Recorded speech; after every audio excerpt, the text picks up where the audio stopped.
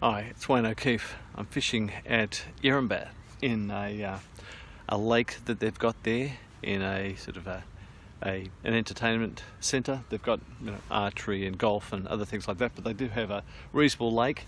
I'd say it's probably a couple of hectares in size, and I'm fishing into conditions that aren't optimal here.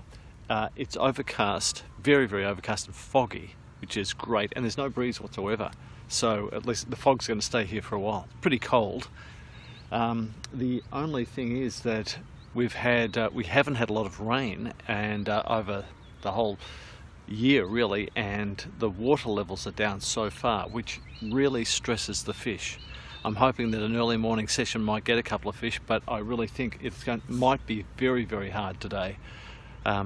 I'll try a few different techniques to see what I can do. I'm using some different types of very smelly baits. So I've flavoured some of my baits, like my worms. I'm using maggots as well because there aren't trout in these waters, and I'm hoping that those will maybe draw the fish onto bite whenever they're ready to bite. So there'll be times throughout the day when they'll feed. They could be very, very short.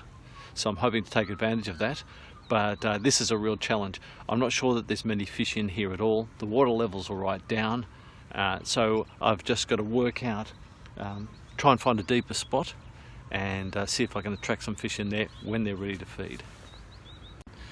Now, I wanted to experiment today with a technique I haven't used for a long, long time. It's fishing with a float, right? Because this is a lake, a still water, right? You can fish with these floats that they'll stay upright, and that as long as there's no current. If there's current, it pushes them over, and you can't use them as a bite indicator unless you let everything float down with the current. But I wasn't doing that today because I was using a burley cage as well. Now the great thing about this is called a Polaris float. I've had this many years, but what happens is I've just got a standard burley cage here and a running burley cage to a line stop this is my survival gear set up with pre-stretched line tied to it, see, small knot, down to a size 14 hook and some maggots on it. Now the thing about this is, so I'm using the standard burley cage to get burley out next to my bait. Really important.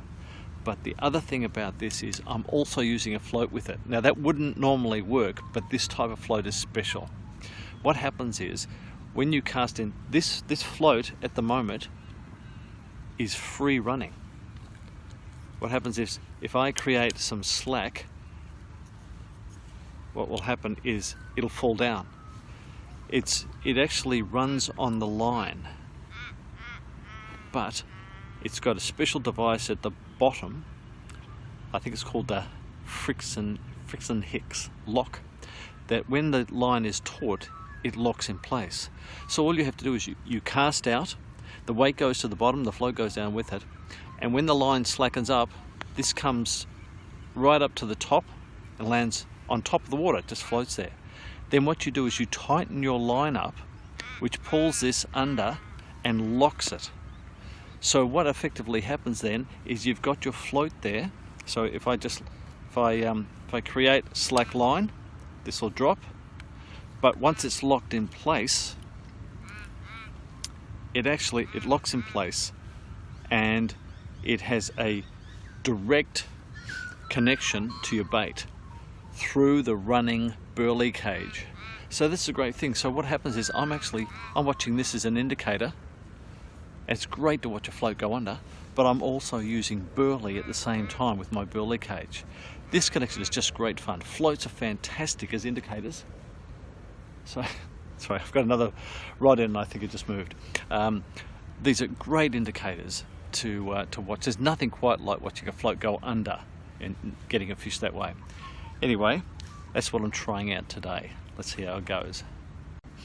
And I don't have much time. This is typical for me. I only have about an hour and a half, I think, so I'll get the burley out as quickly as I possibly can and just see if I can catch something with this.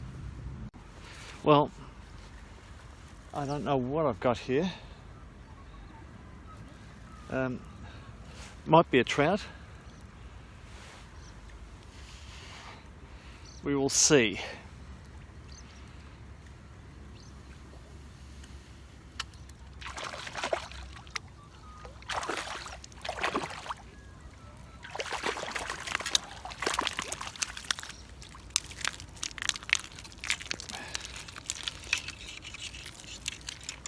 Oops.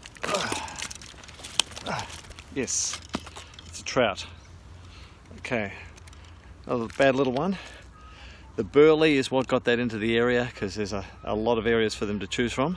But that's pretty good. At least I got something today. So I'm here at Yarrambat Park Lake, and I've met a fellow angler, Chris. And Chris is he usually does spin fishing with different types of, he's got a bladed lure on at the moment, and he also uses hard bodies. And I believe, Chris, you've made some of your own. I have made a few of my own, yeah, that's correct. Could we have a look at them? Yeah, sure, I've got a box here of them. Wow, this is pretty impressive. You've made these yourself? Yeah, made Wow. mine myself. So Okay. some of them are carved out of balsa. Right. And then decorated up, and other ones are cast out of polyurethane. Wow. So if I looked at that, that looks like the polyurethane. Would that be right? Yeah, I think that might be, yeah. Yeah. Have a look at that. That is fantastic. With the bib at the front of it. Well, that's really impressive. Thanks very much for sharing that with us, Chris. No problem. Okay. Thanks a lot. Well, I'm afraid I only had time to catch that one fish. I've got to get back home. But look, it's good fun, especially with floats. I really enjoy that. And of course, you know, the burley, you've got to have burley to attract those fish into the area. But just, you know, getting out for an hour and a half or so in the morning, catching a fish, having a bit of fun in cool but pleasant conditions, it's really good. Anyway, if you've enjoyed this video, give us a thumbs up and please subscribe. And if you're interested in gear or the burley or techniques, go to my website, howtofish.com.au.